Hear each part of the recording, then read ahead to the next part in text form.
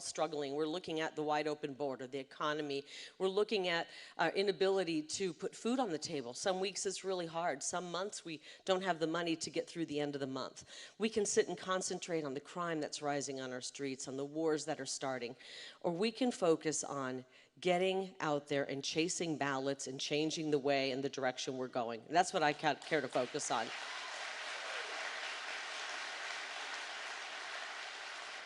I don't take that my mom was a miracle baby lightly, and that she ended up giving birth to 9, and that I was the 9th one. Thank you, Mom. Thank you, Mom, for being pro-life, because I was the 9th one, and we didn't have the money and we didn't have the resources, but she just loved the fact that she could hold a baby in her arms and dream about what her child could accomplish. And I want us to be able to have big dreams for our kids. I want this young generation to have dreams. I got a hold of some new data that just came down. And right now, in 3.5 short years, the price of a home, the average price of a home in Arizona has gone up 35%, from $321,000 to $433,000. It's getting harder to live that American dream. The monthly mortgage payment has gone up 105%, because when the mortgage rates go up, the monthly mortgage payment goes up. 3.5 years ago, the monthly mortgage payment was $1,300. Now it's $2,700. It's getting expensive. Our kids, this young generation, they don't believe that they're going to achieve the American dream and achieve that home ownership and be able to start that family. And so we got to turn this around so we can return that American dream to our kids. I tell my daughter the story about 30 years ago, I drove into Arizona. If you're not from here, if you came here from another state, we all remember the day we drove into town, right? It was a hot August day, and about this time, I was starting to look for a home 30 years ago. Seems like yesterday. I finally found a great home. It was a starter home, 3 bedrooms, 2-car garage, nice backyard on a cul-de-sac. And it was a little expensive for me. It was $88,000. I was single, I was on my own, and my house payment was, I think it was something like $675. I know some of you who are paying these exorbitant rent prices are like, are you kidding me? I tell my daughter this story and she can't even believe it. She's like, tell the story again about how you bought that house and how much it was. But those were times when we could easily attain the American dream, and now it seems out of reach. The only way we get this back is to elect President Donald J. Trump and J.D. Vance and Kari Lake. It's the only way to get it back.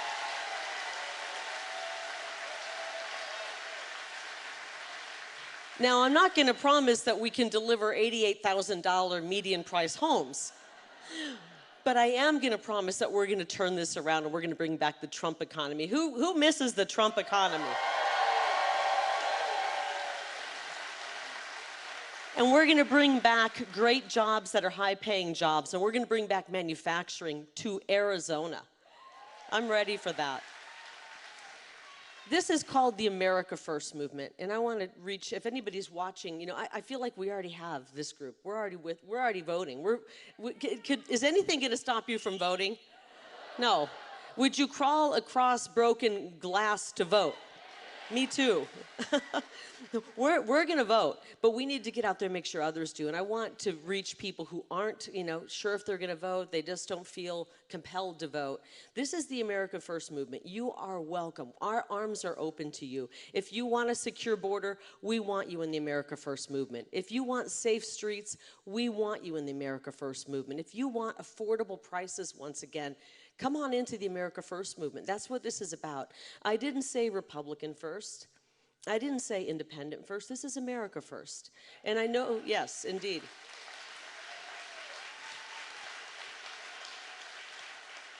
I'm not going to go into my opponent all that much other than to tell you that's not where he stands. He's voted for sanctuary cities, his open borders. He's voted to defund the police. I know. Who would want that? Who would even want that?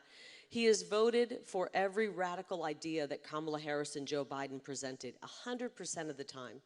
But what I'm asking you is that you talk to your relatives and friends, because the facts are that attack ads work.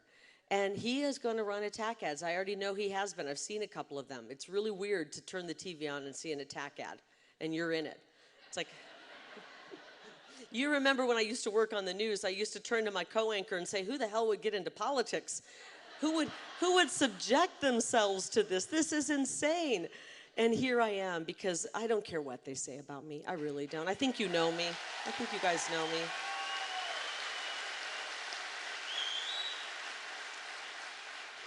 But the fact is, these ads work, and they find that when you look at the science behind them, they really work with people who are 65 and older.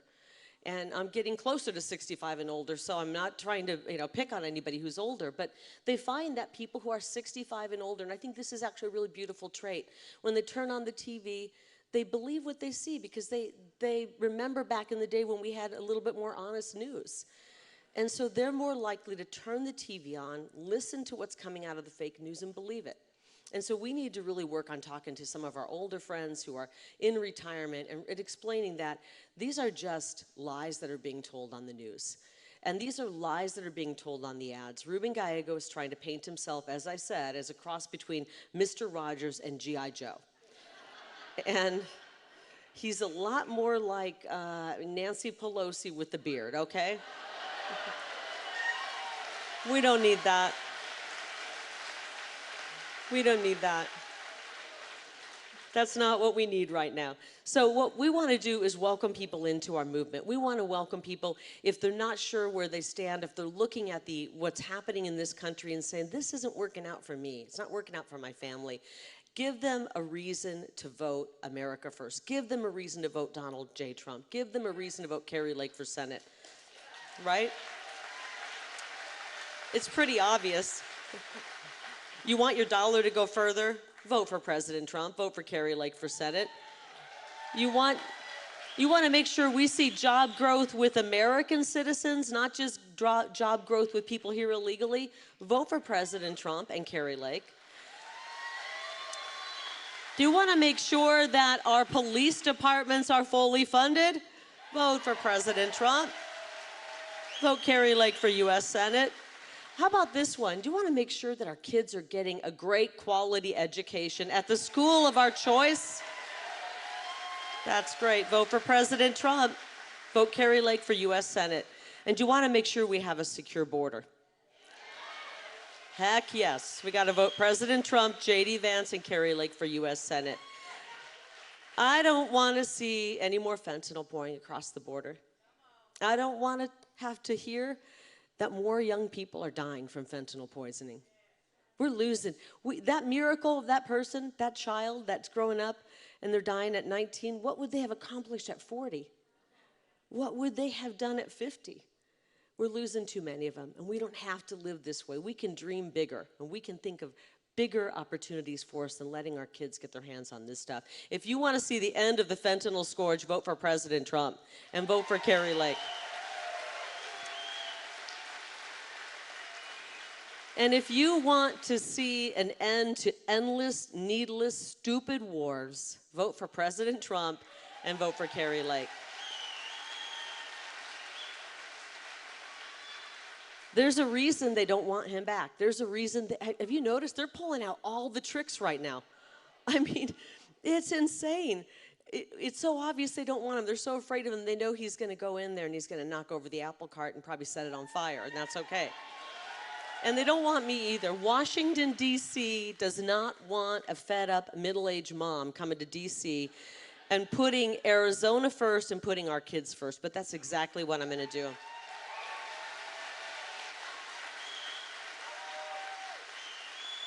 There's a lot of lobbyists in D.C. who aren't looking forward to me either. But I want you to know, you're busy.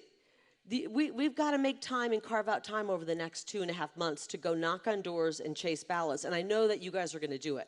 If you're a mom and you have 2 free hours a day and you would normally have a little bit of me time, no. We need you to have ballot chasing time, okay? But after November 5th, then you can get back that me time and have fun. And you don't want to have to worry about going to Washington, D.C. and fighting tooth and nail for your kids. When you elect me, I'm going to go to Washington, D.C. and fight tooth and nails for your kids. I promise you that. I promise you that.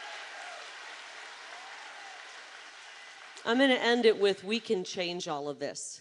We can change this. We can turn this thing around. The pastor spoke earlier, and it was so good to hear those words that he had to encourage us to get out. This is what we're required to do at this moment. I just want to remind you, sometimes it feels like God has been diminished because he's been pushed out of culture. He's been pushed out of some families. He's been pushed out of a lot of lives. But that same God who chose Moses, that same God who parted the Red Sea is the same God that we have with us today. We got to remember that. He's almighty. He's absolutely almighty.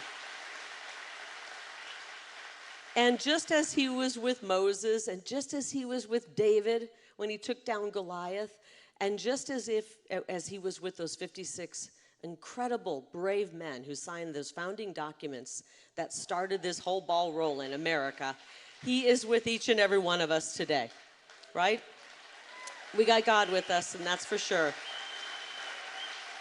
So guys, we've got God on our side. And we look into our children's faces, and that's our motivation, to get out, chase ballots, get involved, vote President Donald J. Trump, and vote Carrie Lake for U.S. Senate. Thank you so much. I love you all. Let's win it. What you represent, your presence here, that the largest multi-day event in conservative grassroots history.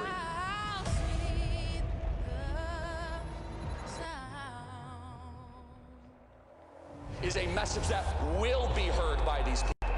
Phoenix, Arizona, people from all over the country. It's remarkable because it brings everybody One together. of my favorite of the year. Energy, let us want you to see it.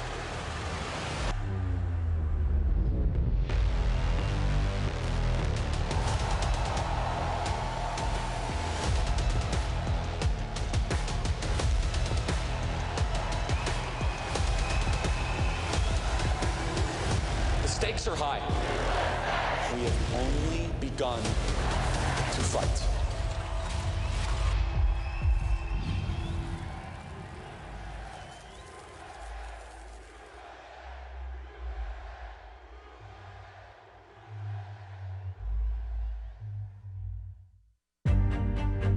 We're in Menominee Falls today, outdoor knocking in the rain. We're using our app here. She has some school board and village board signs in her yard, but she is a low prop voter. We're gonna go find out why she hasn't voted in the last few elections. Come on. We're bringing a data-driven, common-sense approach to door-to-door interactions. The Turning Point Action app is the one-stop shop for any conservative activist. It makes conservative activism so easy where all you have to do is wake up and start. Our organization is coming into an area that national pundits don't even have on their radar. We've identified it as a top 5 county to saving our country, Waukesha County. That's where we're planting our roots. That's where I'm sitting right now in our new Wisconsin field office. We're gonna be going into those high priority precincts, identifying those low propensity conservative voters, getting them out to vote, moving away from the transactional approach that the Republican apparatus has promoted up until now to a relational approach that embraces the human element of politics. The machine that the left has built has been heavily based on outside organization, voter registration, ballot chasing, and they supported those outside groups, 501c3s, 501c4s. And meanwhile, the Democratic Party was able to have this now web of outside organizations all feeding into one common purpose. They're all in different boats, but they're rowing to the same place. We at Turning Point Action understand that we're no more than one generation away from socialism. And 2024 is the make or break year. We can look back 10, 15, 20, even 50 years from now and say that we went one of two ways. We went down the path of socialism and dark times ahead, or we saved our republic. We unleashed the largest operation of ballot chasers that the conservative movement has ever seen. And what we're doing in Wisconsin is being replicated all over the country. We're putting the same amount of money and resources into Arizona as we are Wisconsin, and in Georgia as we are Arizona. Those 3 states are the 3 states that actually matter. There is no path to the presidency without 2 of those states. And realistically, if we're shooting for the moon here, we need all 3 of them. And with our data-driven approach, going after those low propensity, apathetic conservatives, we believe we can bring home the votes that we need to in areas like Waukesha County, Wisconsin, Maricopa County, Arizona, Cobb County, Georgia, areas that will make or break the future of this country. This is a complete paradigm shift of how we know the conservative movement to be, and we absolutely cannot do it without your support.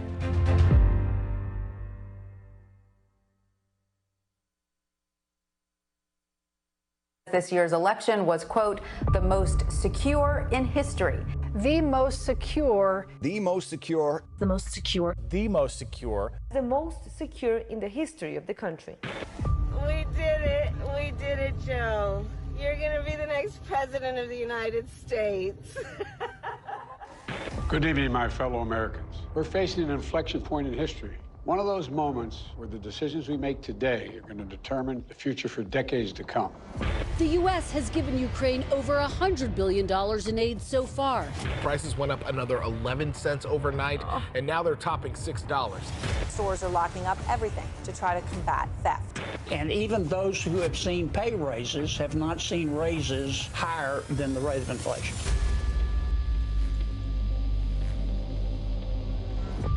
Donald Trump and the MAGA Republicans represent an extremism that threatens the very foundations of our republic. And that is a threat to this country.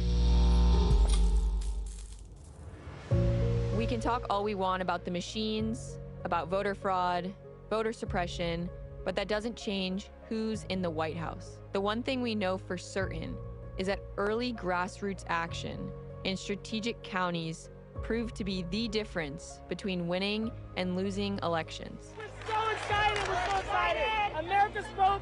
We won. So excited. The left was more organized, more strategic, better funded, and they played the game. Who's the losers now?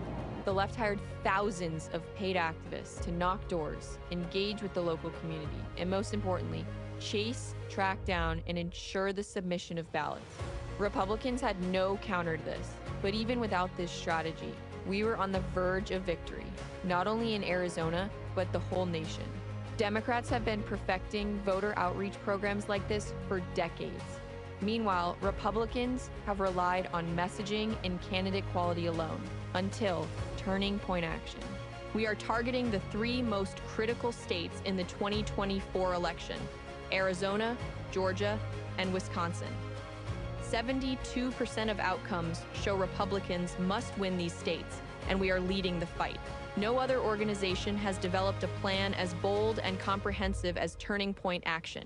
We plan to hire full-time representatives to embed communities beginning 6 months in advance of Election Day.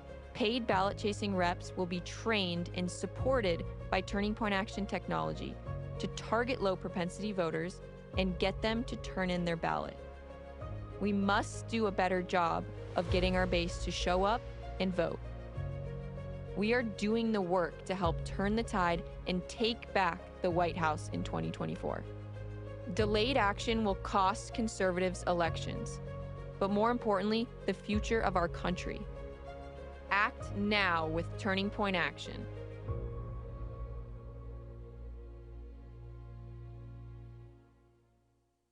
Donald Trump is leading President Biden among young voters. That is a major reversal from what we saw in 2020. For the New York Times, for the first time, Mr. Trump leads President Biden among the youngest voters. Again, young voters, a demographic that Republicans are really trying to boost, especially as they see the youth kind of drifting away from President Biden. I can look at like almost every issue in my head that's important to me, and I see a failure on Biden's part. I see such promising trends. Young people are moving conservative in record numbers. In fact, young men are the most conservative they have been in the last 50 years. We are the party of people that shower before work and shower after work. The people that get their hands dirty. The people that protect our streets. The people that manufacture our goods and products. The people that built this country. We need to win in November. This is not just a football game. This is the civilization.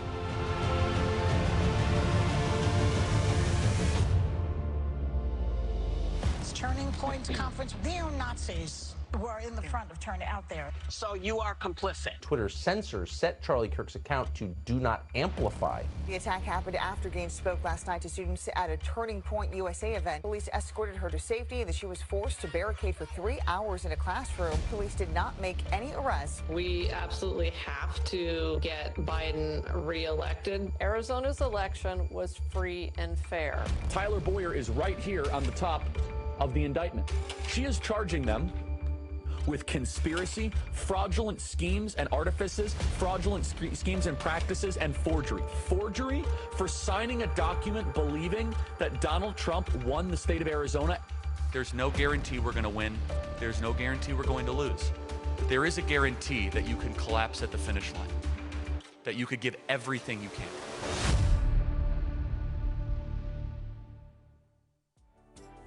Guys, this is awesome.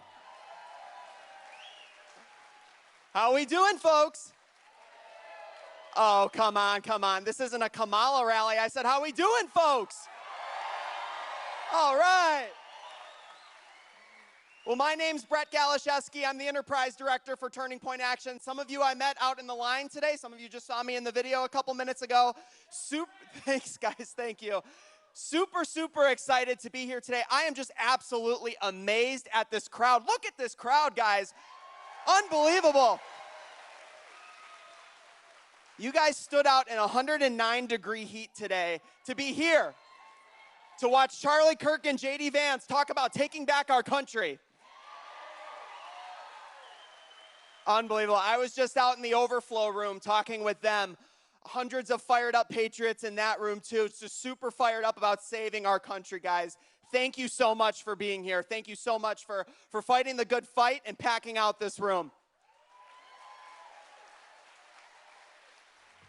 I want to talk to you guys about a couple cool things that I need you guys to do walking out of here, right? Because it's no good going to events like this if there's no action to back up the enthusiasm that you guys have right now. 3 things. You guys probably signed up with our awesome field staff while waiting in line today to attend one of our future Super Chase events. What are Super Chase events? This is the idea of getting a bunch of people together and sending out a massive army into areas of Arizona that we absolutely need to rack the score up in. If we get 100 people together on a Saturday morning here in Mesa and we all go out and knock 20 doors, do the math. How many doors did we just hit? Thousands of doors, guys, in a 1-hour span. Just boom. That's the Army, the force multiplier effect that we're looking to create. tpaction.com/superchase. Early ballots drop in 1 month. That's when you can start to receive your early ballots in the mail. At that point, here in Arizona, we're going to be holding those Super Chase events literally every single day up into election. I can tell you guys right now, the warrior spirit in this room is just absolutely incredible. You guys are certainly talking the talk. I'm asking you guys to walk the walk. I need you guys to be force multipliers. Download the TP Action app and hit knock doors on the app and begin to own your neighborhood. Each and every one of you, where we're standing right now, this precinct has some of the most conservative undervotes in the state. Do you guys know what I mean when I say conservative undervotes? Conservative non-voters. Conservatives are not turning out where we are right here. This is no longer a war of persuasion among swing voters. This is a war of making sure every single conservative and their mother gets out to vote, including and especially where we're standing right now in the church.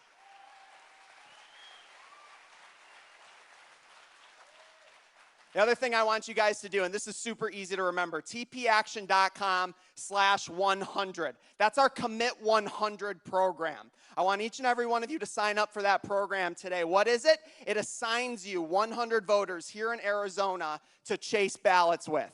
If each and every one of you, the thousands of people that are in this room right now, chased 100 ballots, think of the impact. It's the biggest nightmare the left will ever see. Think of the impact that you guys will make. And for those that are watching on the live stream right now on our Twitter page, we hear it all the time. We hear, hey, I don't live in Arizona. How can I get involved and help the fight in Arizona? If you have friends and family outside the state that want to sign up and get involved with us, Commit 100 is perfect for them. We assign them 100 voters, and if your friends and family from outside of Arizona want to come here in the fall and chase ballots with us, we'll put them in a hotel. Seriously, guys, this is the edge. This is that extra step that we need to take to win back our country. So tpaction.com/100. Chase ballots, guys. Chase those 100. Commit to 100 votes. tpaction.com/superchase. Come knock doors with us and attend event. We're going to be having them every single day. And then finally, we have an exorbitant amount of voter registration forms out on our tables. Did you guys know that 2 weeks from yesterday is National Voter Registration Day? September 17th, that's National Voter Registration Day. Celebrate National Voter Registration Day by registering a friend or family member to vote. My call to action to you guys is to each grab one of these on the way out. If each and every one of you registered one other person, registered a new Republican here in Arizona, we will win this culture war, and we will take back our country. And you'll get to explain to your future grandchildren how you saved our country in 2024. Thank you, each and every one of you, for being here. We have a fantastic program lined up for you guys. JD Vance is in the house.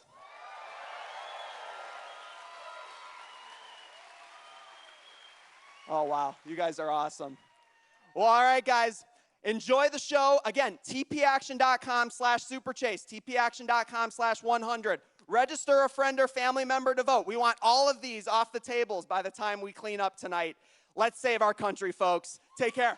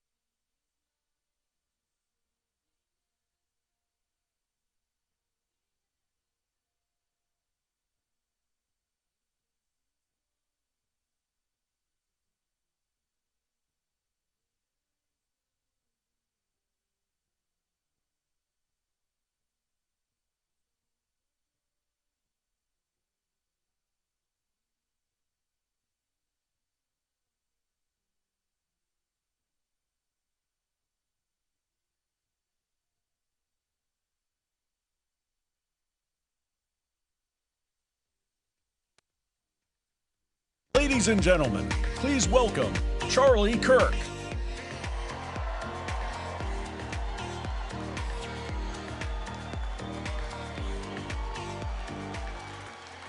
Thank you, everybody.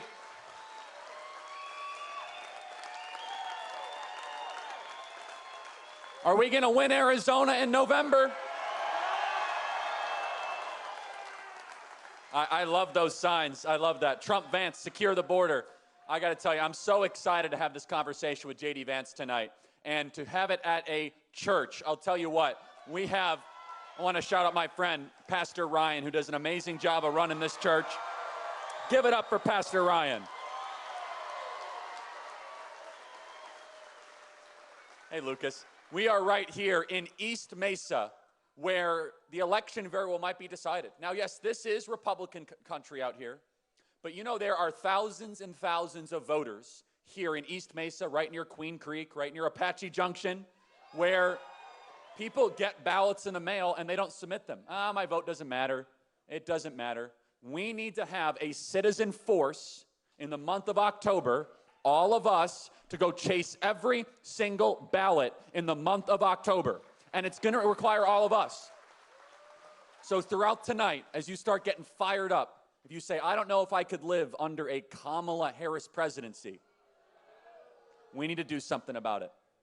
We need to go chase the ballots, get in the streets, download the Turning Point Action app. In fact, if you want to ask Senator Vance a question tonight, you could do so on the Turning Point Action app.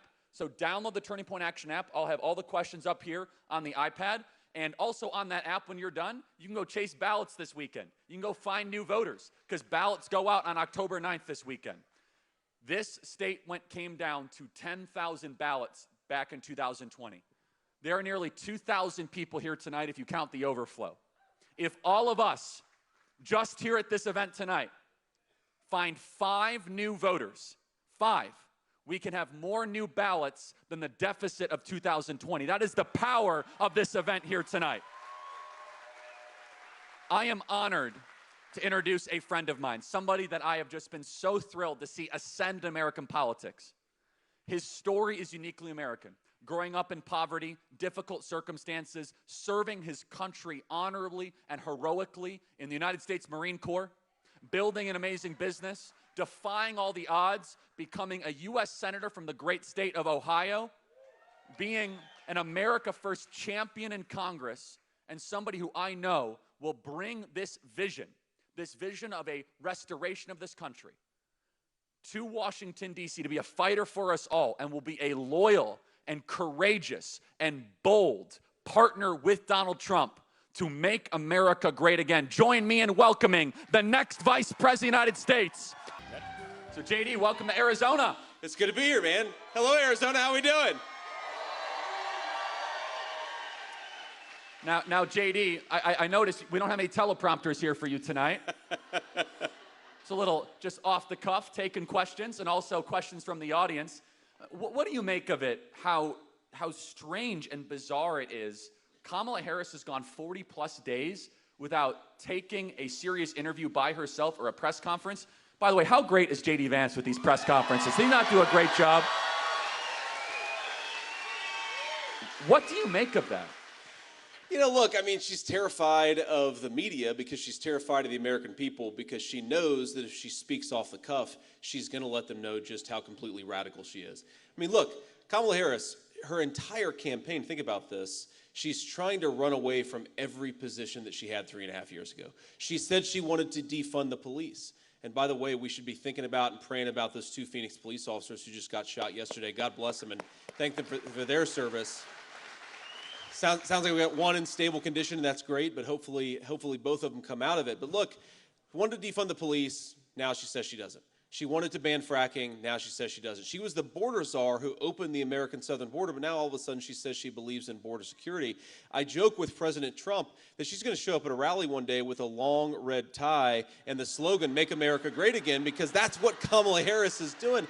She's pretending to be, you know, We had a rally, Charlie, where the president, he called me right before I went out, and he said, what do you think's going on here? And I said, I don't know, sir. I think maybe she wants my job. She realizes the Kamala Harris campaign is not going well, so she wants to replace me on the ticket. But we cannot let the American people forget how radical she is. She is exactly what she said she was. She is exactly what she has governed as. And the reason why she only talks to the American people with a teleprompter sitting in between them is because she knows the American people can smell a fraud, and she is a fraud, and we have to remind people of it.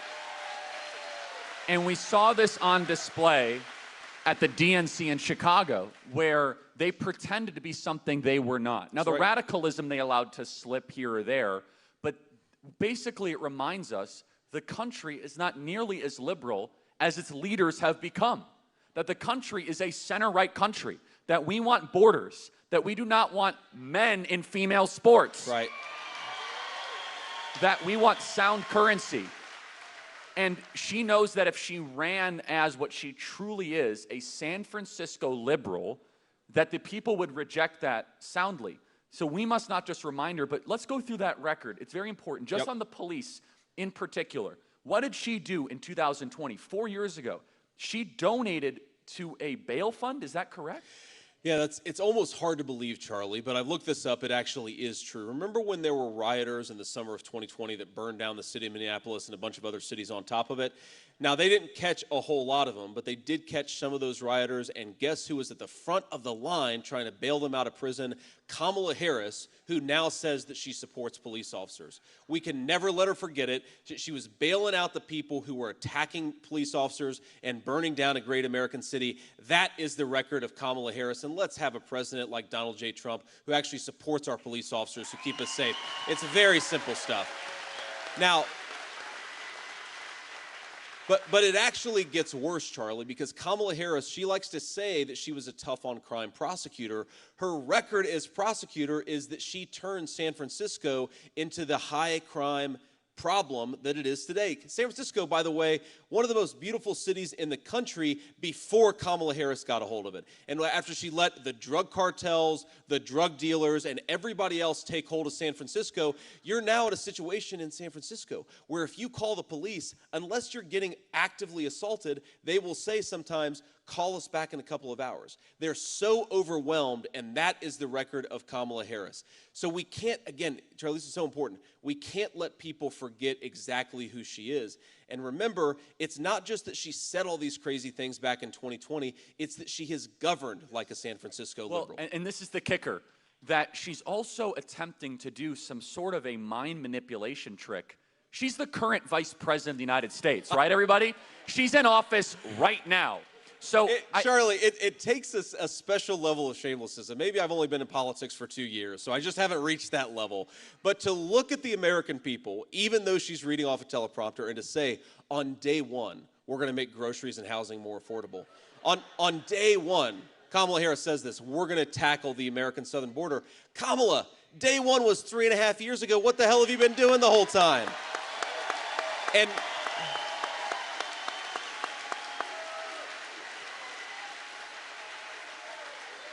And you'll have to forgive me.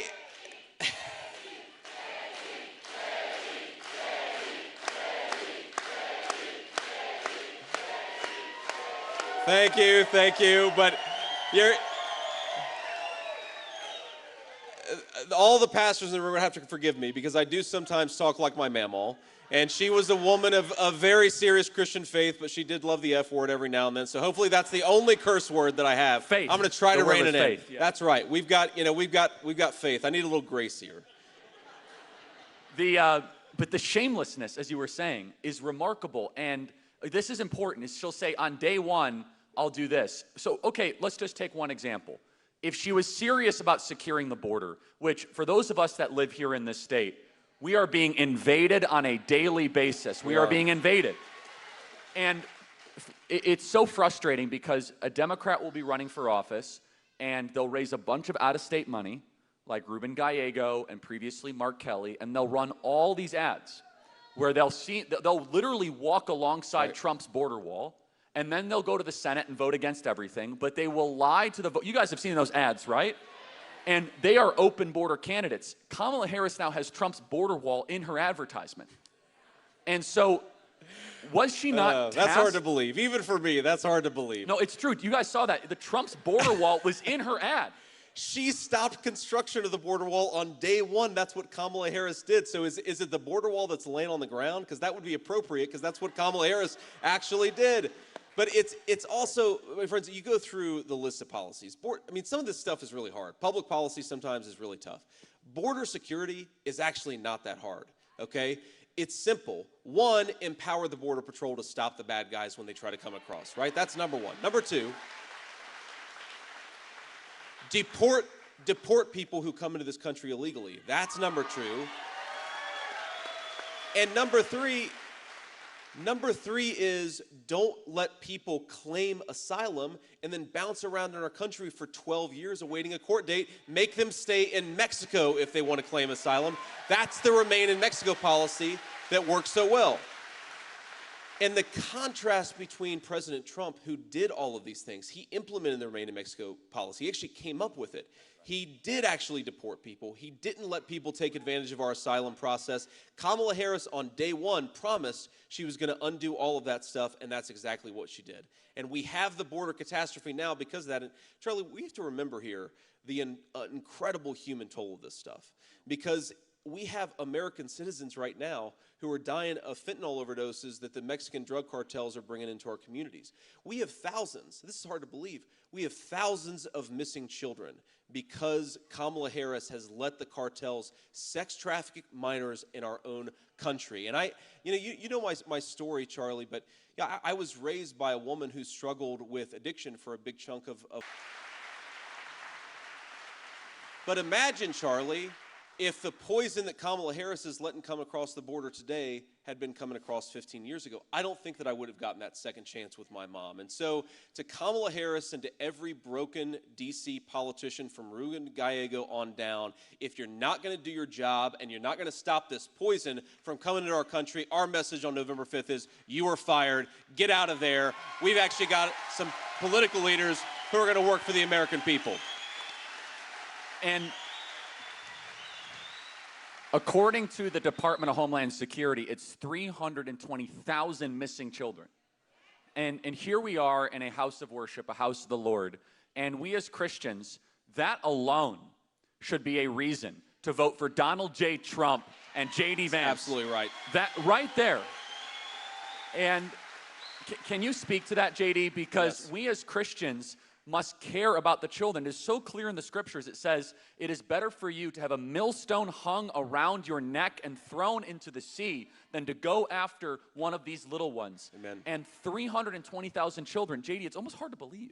It is hard to believe, but this is what our government leaders have done, 320,000 kids. And we know, by the way, a lot of those kids have lost their lives. A lot of those kids are being sex trafficked by some of the most evil people in the world.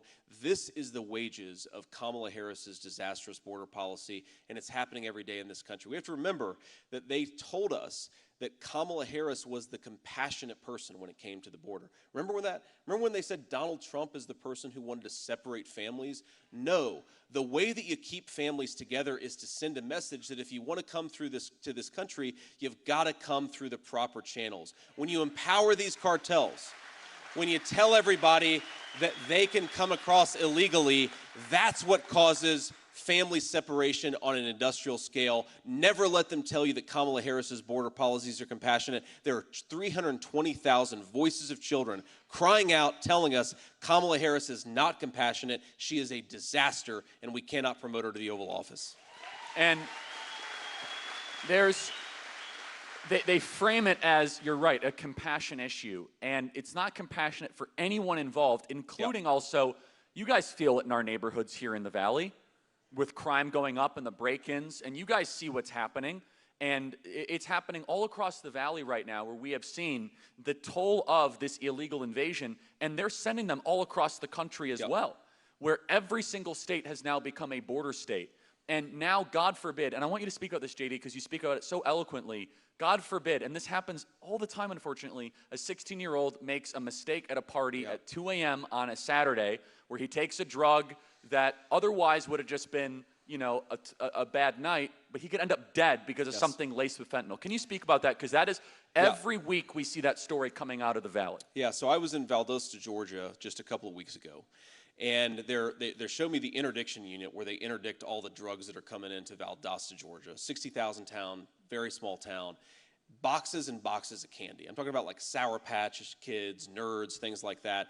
And I said, why are these in here? And it's because the cartels have figured out that if they make this stuff look like childhood candy, it's more likely to get through.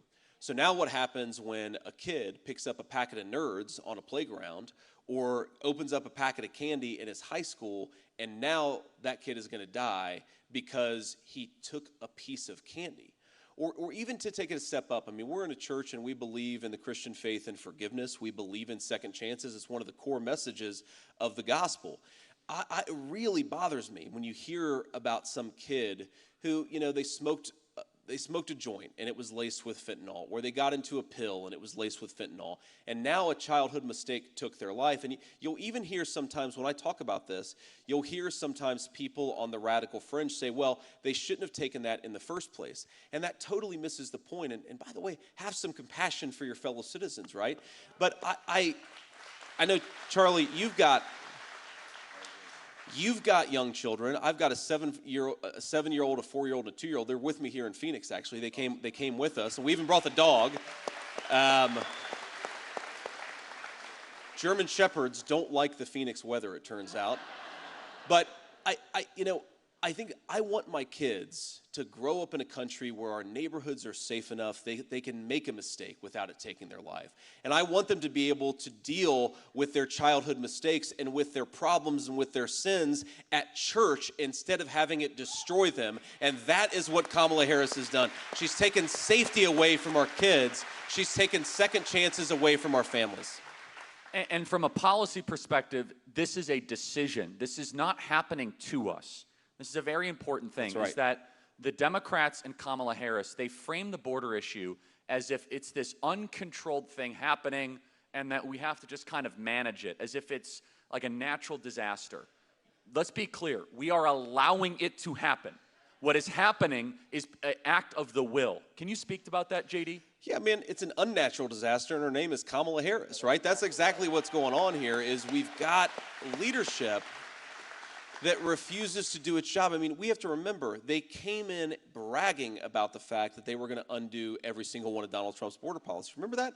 Remember 3.5 years ago when Kamala Harris didn't pretend to be a border hawk? She pretended to be what she is, an open borders radical, and they said, we're going to do this on day one. We're going to suspend deportations. We're going to end the Remain in Mexico policy. They did every single thing that they promised that they were going to do, and now they're trying to run from the consequences. And the way that they get away with this is so important, Charlie. The way that Kamala Harris gets away with this massive, dishonest operation is for us to not get out and vote and penalize these people. When our politicians lie to us, we have a response and we have an ability to push back. It's at the ballot box. So get out there, tell Kamala Harris, you are fired, and we're not going to reward people who gaslight us and lie to us about what they've done in office. And this state is one of the most consequential and one of the most crucial, which is why you're here. Huge. Especially this part of the Valley. And just to reiterate what I said earlier, every single one of you going out with Turning Point Action and to chase ballots and to register voters, JD, we're seeing in this state, one of the buried leads is that this state is actually becoming more Republican, not more Democrat. In 2020, here.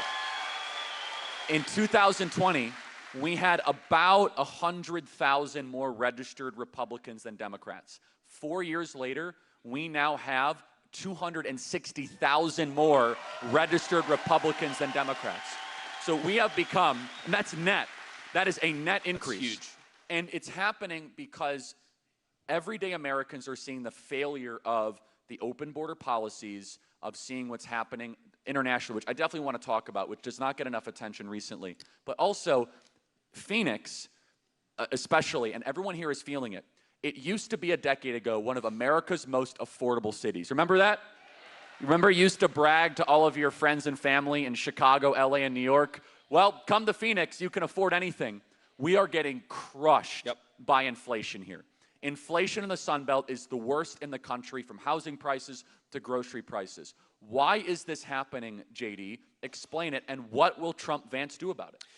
Yeah, so inflation's obviously complicated, but in some ways it's very simple.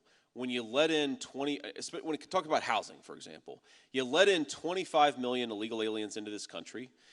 On the one hand, they're going to compete against Americans for scarce homes that are out there. And then Kamala Harris cast the tie-breaking vote for the Inflation Explosion Act. So mortgage interest rates are higher, home prices are way higher, and now Americans can't afford to buy a home. That's exactly what's happened, right? You bring in too many people, you have them compete against Americans, and then you drive mortgage interest rates through the roof. That's exactly what Kamala Harris has done. Now, she's also, of course, gone to war against American energy. And energy goes into everything, right? You want to manufacture anything, you need energy. Our farmers want to transport food to the grocery store, they got to do it on trucks. The trucks require energy. So when you raise the cost of energy, then you raise the cost of everything else. Kamala Harris would rather us buy oil and gas from tin-pot dictators all over the world. I think we ought to buy energy from American workers and from American territory, and that'll create a...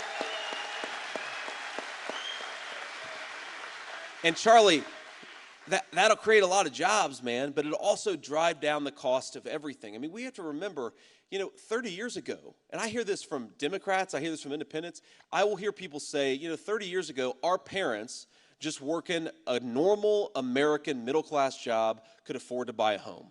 And they could afford to send their kids to a school where they were going to get an education and not an indoctrination. And even if you weren't rich, you could trust that your kids were going to walk down the street in safe neighborhoods. We have taken all of that away, except for the very rich and privileged people in this country, because they can afford private security, and they can afford to send their kids to school wherever they want to, and they can afford, when Kamala Harris raises the price of energy by 50%, you know who can't afford it? The gross majority of American citizens. And we cannot forget that when these guys say that they stand for the common man, or they stand for working people, you know who stood for working people and his policies backed it up? Donald J. Trump for 4 whole years. And when Donald Trump was president, one of the least reported economic miracles was the blue-collar boom. Amazing. Where those that worked with their hands, the muscular class, and I see some of you guys out here, the plumbers, electricians, the welders, those of you that shower before work and after work, those of you that are talked down to by your leaders because you don't have a college degree. By the way, I'm right there with you. I didn't go to college either, by the way. You guys are building the country with your hands, and you're increasingly joining the Republican Party because our values are together. But the muscular class of this country saw their wages go up quicker than even high-income earners. That's what happened when Donald Trump was president. There was a miraculous blue-collar boom. And this is why, JD, everyday voters, they might say, oh, I don't know how I feel about Trump, but my life was better when Trump was president. That's my exactly life, right. We were richer. Our communities were safer. We had a border. That alone should decide the election. Can you talk about how blue-collar America, the communities that you represent in Ohio, especially, because that is really the blue-collar center of this country, they were flourishing under Donald Trump? Yes, they were. And I think it's useful to go back a little bit because we have to remember, and I hate to say it was bipartisan, Charlie. For 30 years in this country, you had Republicans and Democrats united around a very stupid principle, that America didn't need to make its own stuff. So who makes 95% of our ibuprofen? The Chinese. Who makes the antibiotics that we put into the bodies of our children? The Chinese. Who makes even some of the weapons that our troops need to fight with? The Chinese. Donald Trump, for the first time in 30 years, said, this is idiotic. We need to make more in America with American workers and for American people. Now, that was a national security imperative, right? Building thousands of American factories, that happened under Donald Trump. Like you say, take-home pay, especially for blue-collar workers, skyrocketed under Donald Trump's administration. So it was a national security imperative, but it also meant that a lot of people were better off. And I just want something very simple, and I know Donald Trump wants something very simple. If you work hard and play by the rules, you ought to be able to afford a home and a nice life for your family. It's very simple. This is not like crazy you got to save the world and fix every problem. We just want Americans to be able to live a decent life in the country their parents and grandparents built. It's not so much to ask. We just got to fire our broken leadership and get somebody who knows what they're doing back in the White House. Amen. Let's emphasize one of those points. We have a serious housing shortage. You mentioned the illegal issue here of we're competing against foreigners for homes. By the way, what a violation of the social contract that your 25-year-old son, who's an American citizen, gets married, wants to have a beautiful family in Gilbert, and has to go compete against a foreigner for a home? We should not put up with that, okay? No, we shouldn't. Our homes should be prioritized for Americans first above foreigners, period. And so, can you speak to that, JD? Absolutely. Look, Charlie, you put it so well. This is disgraceful. Kamala Harris's entire policy is to import millions and millions of people into this country who violate our laws and then give them benefits that should go to American citizens. We could go down the line. She wants to give them homes that ought by rights to go to American citizens. She wants to give them Medicare. She said this. She wants to give illegal aliens Medicare, which would bankrupt that program and throw millions of American citizens into poverty. She wants to give them Social Security after American citizens paid into it for 30, 40 years. Kamala Harris wants to give the American dream to people who shouldn't even be here. Donald J. Trump wants to protect the American dream for people who ought to be here, who deserve to be here, and who have fought for this country their whole lives. Which is a perfect segue to her running mate. Are you guys big Tim Walz fans here? Neither am I. By the way, I know what you're thinking. Are you not excited to see JD Vance debate Tim Walz? Is that not going to be one of the best things ever?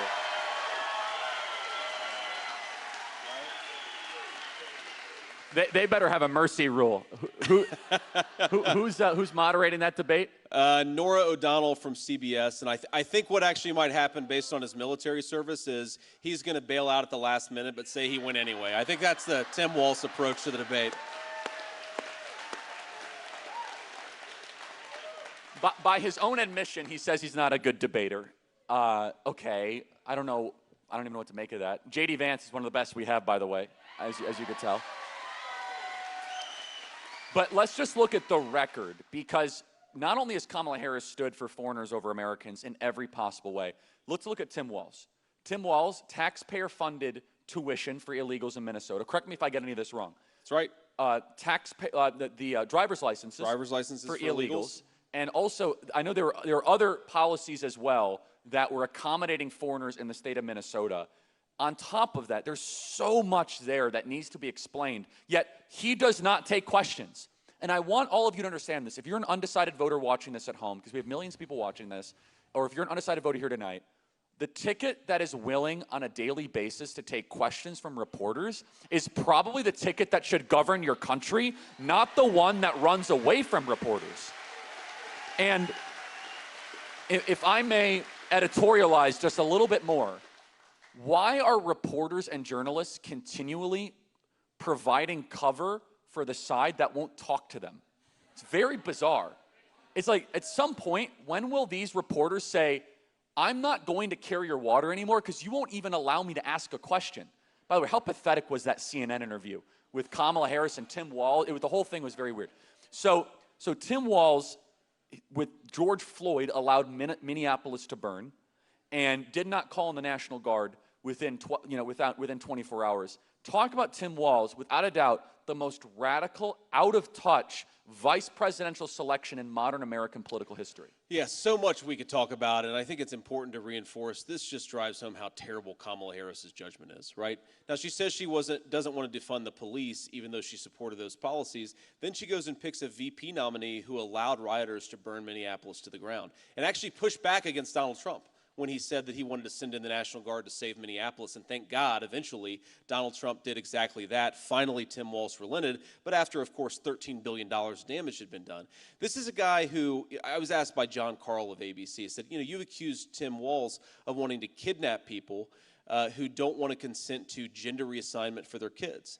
And I said, well, he signed legislation, he supported legislation that would take children away from their parents if their parents don't want to do sex changes.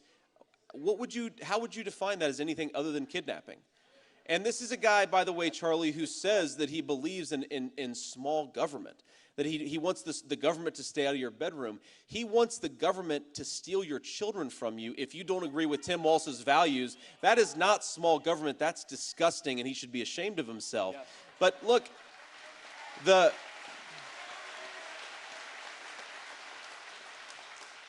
most fundamental issue, and we're going to keep on going back to it, Charlie, is you cannot stand for working people. He says that he's a union guy, that he supports union people, that he supports working people. You can't stand for working people if you're trying to import millions of illegal aliens to steal their jobs. There is no way that you can square that circle. The biggest threat to American workers in this country, the biggest threat to Americans being able to afford a home is when Kamala Harris has let 25 million illegal aliens just set up shop in this country. So Tim Walz doesn't stand for workers. He stands for the Democrat Party donors, and that's exactly who is going to serve as vice president. We're going to serve the people. That's who Donald J.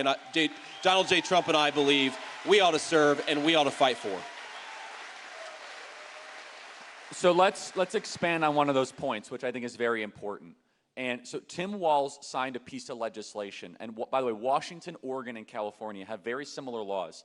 And these are called trans sanctuary state laws, where effectively it is medical kidnapping, where if you have a 14-year-old son or daughter that declares that they are a boy when they are biologically a girl, or vice versa, that the state has the ability to take possession and custody of your minor if you as the parent do not affirm the new gender that they might have learned at school or on TikTok. Is that correct, JD? That's exactly right. And that's kidnapping, Charlie. That is legalized kidnapping. And if you're a Christian or just a person of conscience in this country, you ought to be telling the person who wants to do that, no way. We are not letting you anywhere near the halls of power.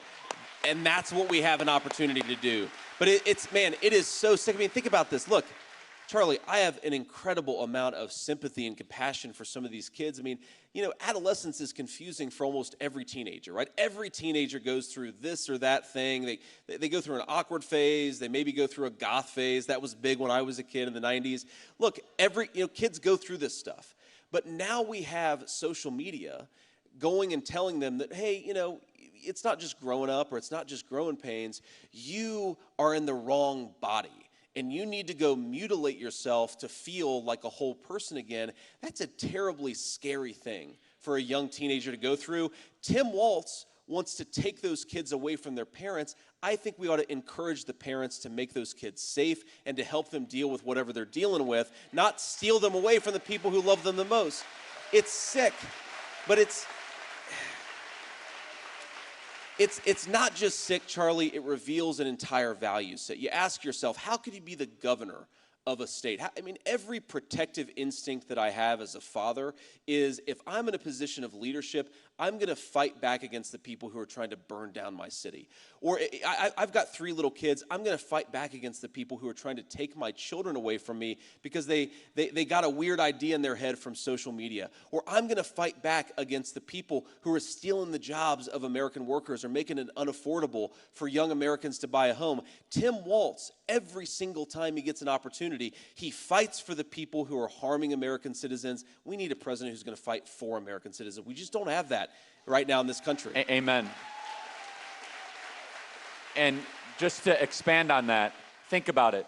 A kid goes through a phase and now is able to irreversibly damage him or herself without parental consent.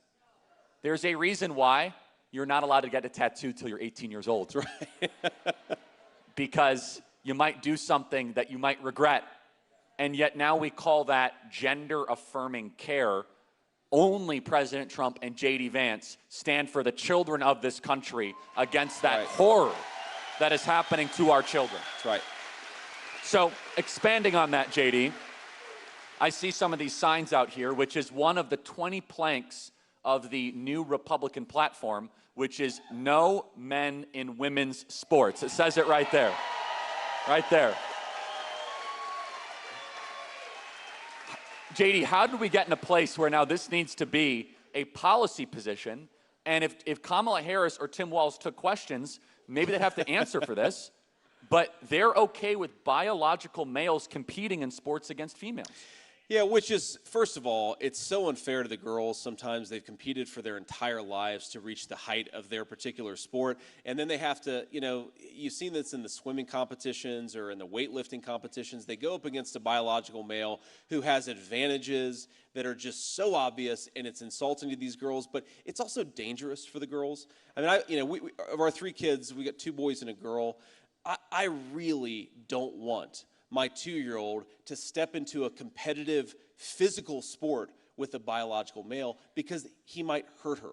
And as a father, I believe that the job of fathers is to protect our daughters, not promote the people who are trying to harm them.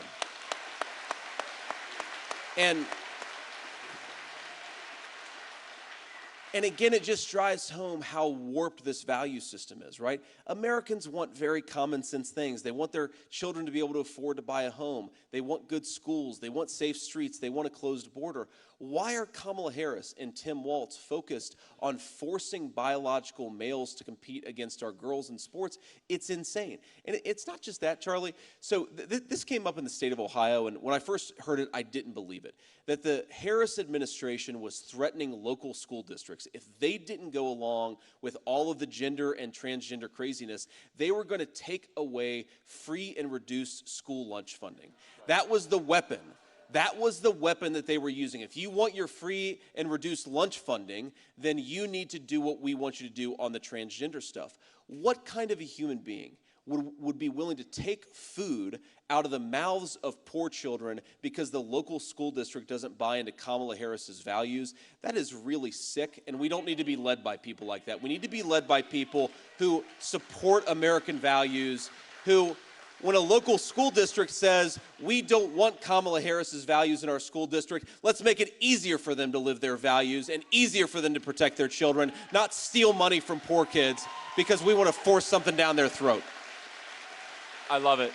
I want to get to some of our audience questions as well. You guys can ask a question on the Turning Point Action app. If you have a question for JD Vance, I'll get them right here. Really quick, there was some breaking news earlier today. Big endorsement. Liz Cheney endorsed Kamala Harris. Oh, no. And oh, no.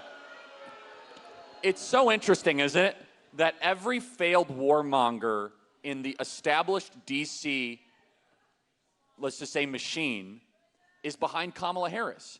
That the peacemakers are behind Trump and Vance. Blessed are the peacemakers, is what the scriptures say.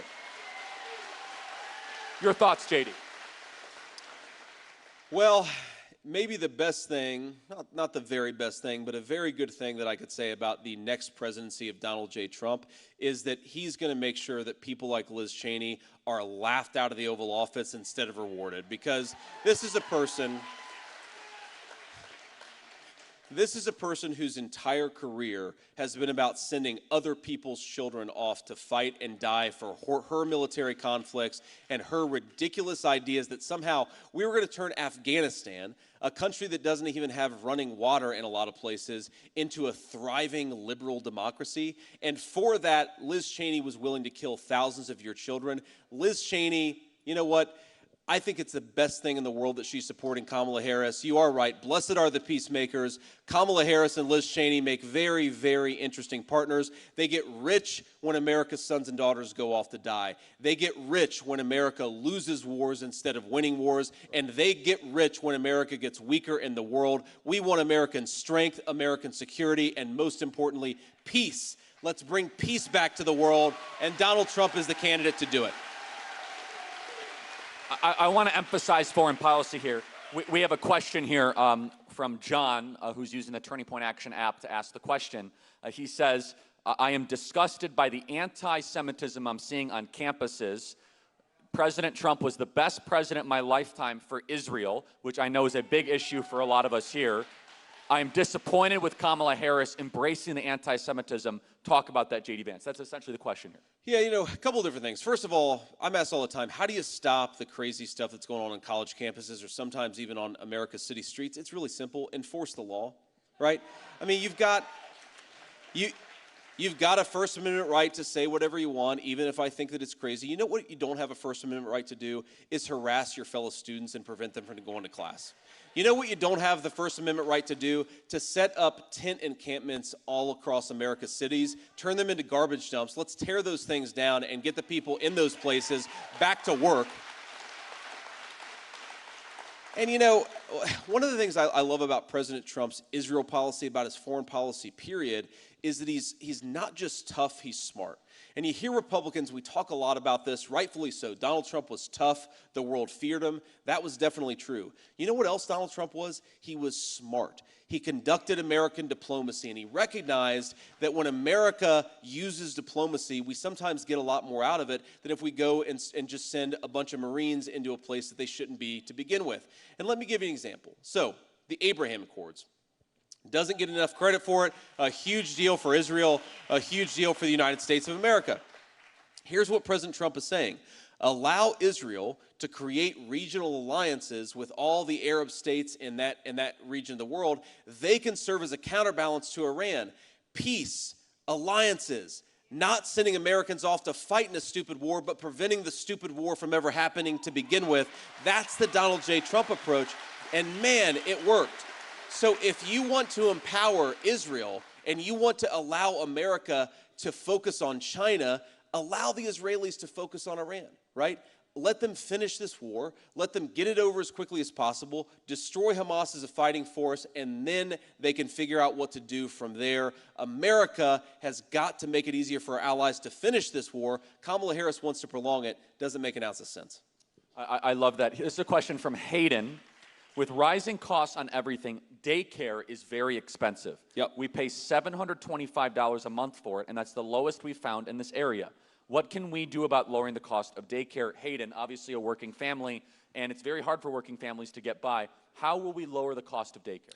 You know, such an important question, Charlie. And I think one of the things that we can do is make it easier for family models to choose, or for families to choose whatever model they want, right? So one of the ways that you might be able to relieve a little bit of pressure on people who are paying so much for daycare is make it so that you know, maybe like grandma or grandpa wants to help out a little bit more, or maybe there's an aunt or uncle that wants to help out a little bit more. If that happens, you relieve some of the pressure on all the resources that we're spending in daycare. Now, you talk about just daycare. Let's say you don't have somebody who can provide that extra set of hands. What we've got to do is actually empower people to get trained in the skills that they need for the 21st century. We've got a lot of people who love kids, who would love to take care of kids, but they can't, either because they don't have access to the education that they need, or maybe more importantly, because the state government says you're not allowed to take care of children unless you have some ridiculous certification that has nothing to do with taking care of kids. So empower people to get the skills they need. Don't force every early child care specialist to go and get a 6-year college degree where they've got a whole lot of debt and Americans are much poorer because they're paying out the wazoo for daycare. Empower working families, empower people who want to do these things for a living, and that's what we got to do. All right, we have 2 more questions here. This one here, I really want to see, this is from Howard. I really want to see you and Donald Trump and you be successful. What can I do materially in the grassroots to make a difference? It's another great question, and I'll answer it with something that a Senate colleague of mine, another great conservative, would say when he was out campaigning for me in the state of Ohio in 2022. He would say, I want you to go out, and I want every single person in this room to vote 10 times. And because it's a Republican audience, people sort of shifted uneasily in their seats. And I mean, we are in Maricopa County, though, Charlie. So, but people said, look, we're Republicans. We don't vote 10 times. We just vote once. Well, here's the way that you can vote 10 times legally. You take yourself, 9 of your friends and family, and make sure they get to the polls on or before Election Day. That is the way that Republicans vote 10 times.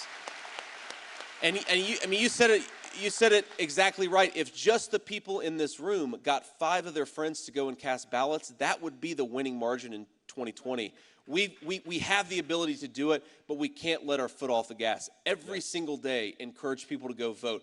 Post on social media. If you see some dishonest crap on social media, correct it. Push back against it. That's exactly right. We're never going to have the media. We're never going to have the elites. We're never going to have the globalists, but we have the power of the people only if we use it. Yes, and We here at Turning Point Action and Turning Point PAC exist to make it easier for you to make a difference in this election.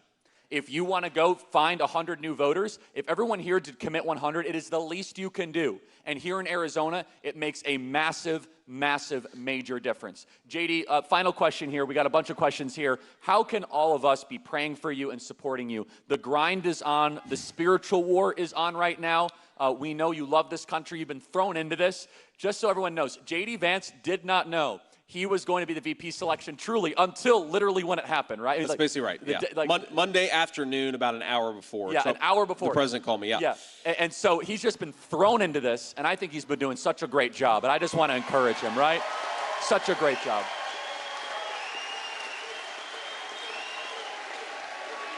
Thank you all.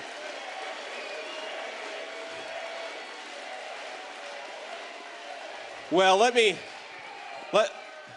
give 3 answers to that question, Charlie. So first of all, and some of the kind pastors that we met with earlier, thank you guys, and thanks for hosting us in this beautiful church.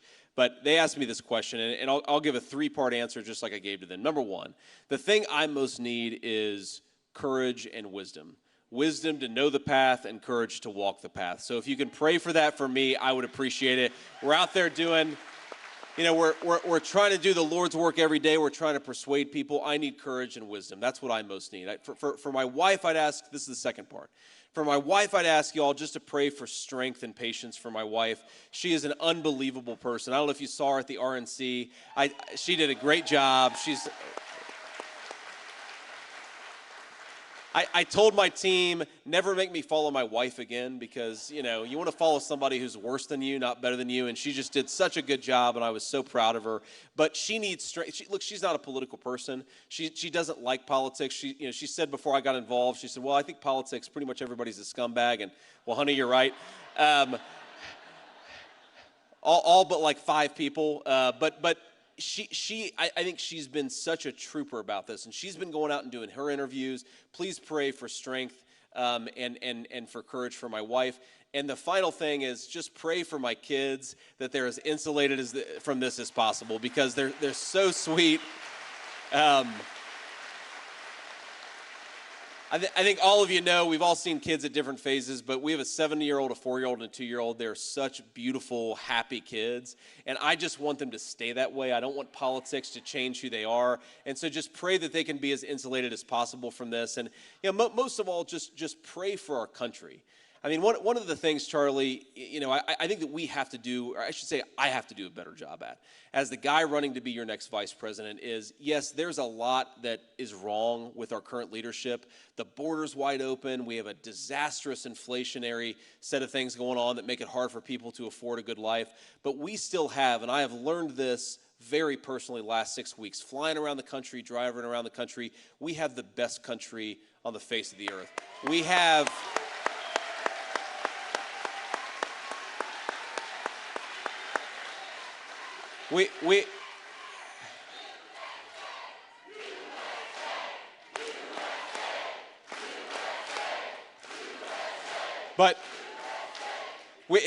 Thank you all. We have the most beautiful country. We have the best natural resources. We have the best workers, the best traditions, the best history. The only thing that we need to fix is the broken leadership, and you all can do that. God bless you all. Thank you for everything you're doing. JD Vance, and please everybody. help us. Thank you so much. Thanks for having me. Charlie, I love you, man.